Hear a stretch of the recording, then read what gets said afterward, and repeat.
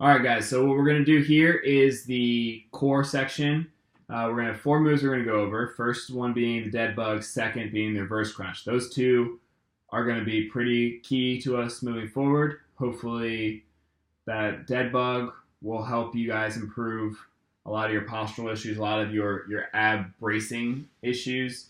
And that reverse crunch should be what replaces the leg raise for us.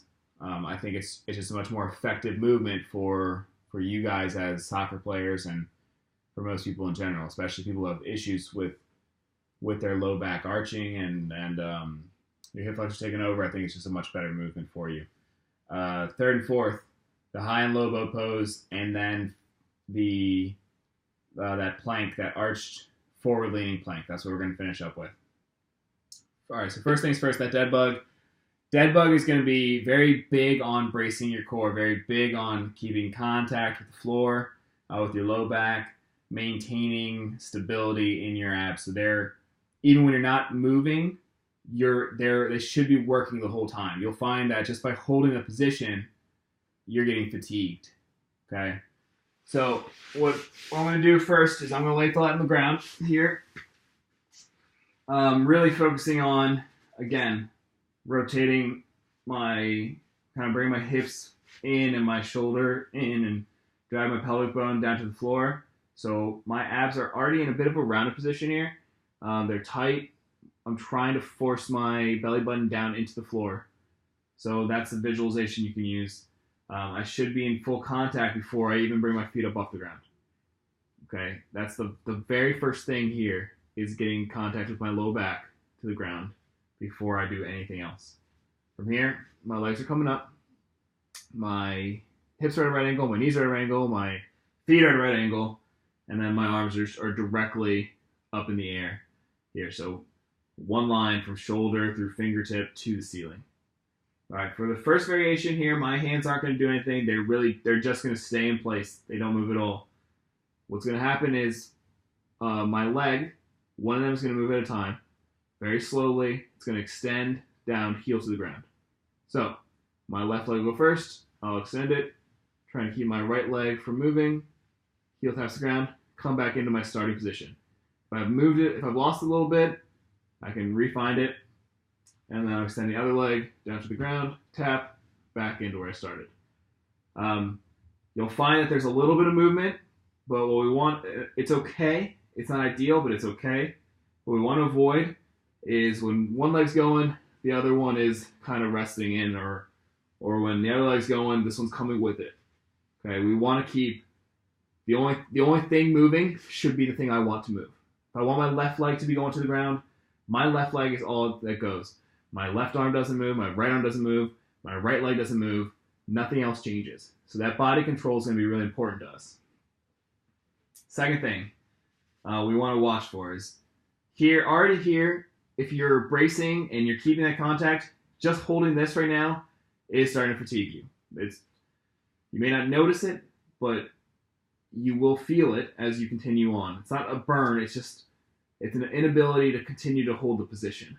So I may start out and be able to get my heel to the ground with my back in contact, and as I get toward the end of my set, I'm only here, and then my back's arching. To the point where your back starts to arch is the point you go. So if I can get heel to ground, fantastic. If I can only get my leg out 3 inches before my back arches, that's it. I'm only doing 3 inches. We're not trying to reinforce bad positioning. As soon as your back's arching, the pressure, the work is coming out of your abs because they're too weak to hold the position. So it really makes no sense for us to reinforce a bad movement. The whole point here is to work on keeping them braced and keeping them strong. All right. When we have that down, just the legs moving on their own, and we can get a full set out with the contact and all that stuff, then we'll start working arms with it. So now my left leg will go and my right arm will go at the same time. Okay. It's a nice slow pace. Again, only when I want to move is moving.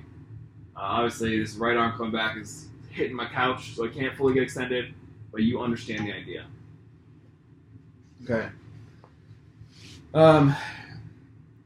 That is a slow movement, so don't need to rush through it. It's fine. Next thing, your reverse crunch.